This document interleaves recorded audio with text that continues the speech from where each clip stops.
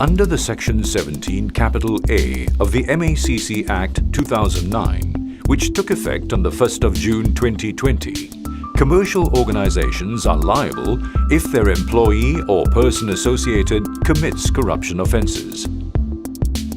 What is the Section 17 Capital A? Section 17 Capital A states that a commercial organization commits an offence if the employee or person associated corruptly promises gratification to any person with the intent to obtain or retain business or an advantage in the conduct of business for the commercial organization. What are the penalties?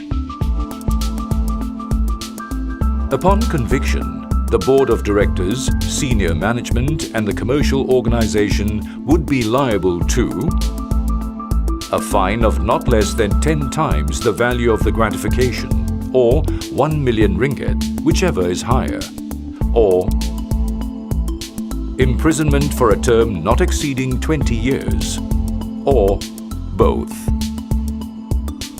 What is considered as a commercial organization?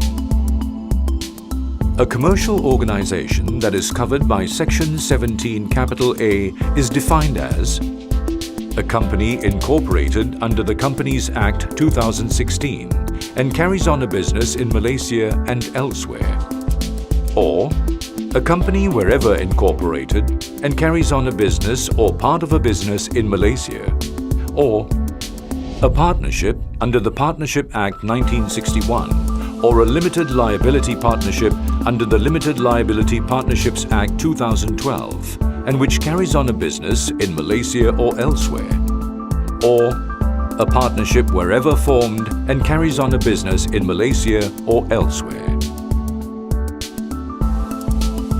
Who is considered as a person associated with a commercial organization? A person is associated with a commercial organization if he or she is the commercial organization's director, partner, employee or agent of the commercial organization, or he or she performs services for or on behalf of the commercial organization. What are the defences available? The defence for senior personnel of the commercial organization is being able to prove that the offence was committed without their consent. The defence for the commercial organization is being able to prove that it had in place adequate procedures designed to prevent the person associated with the commercial organization from committing the offence. What can companies do? Companies need to ensure that adequate procedures are in place to address any bribery risks. The adequate procedures should be based on the principle of trust, T-R-U-S-T, which consists of T for top-level commitment. Top-level management is responsible for the highest level of integrity and ethics and to comply with anti-bribery laws and regulations.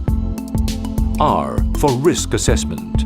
Identify, analyze and assess key bribery risks and establish appropriate processes, systems and controls.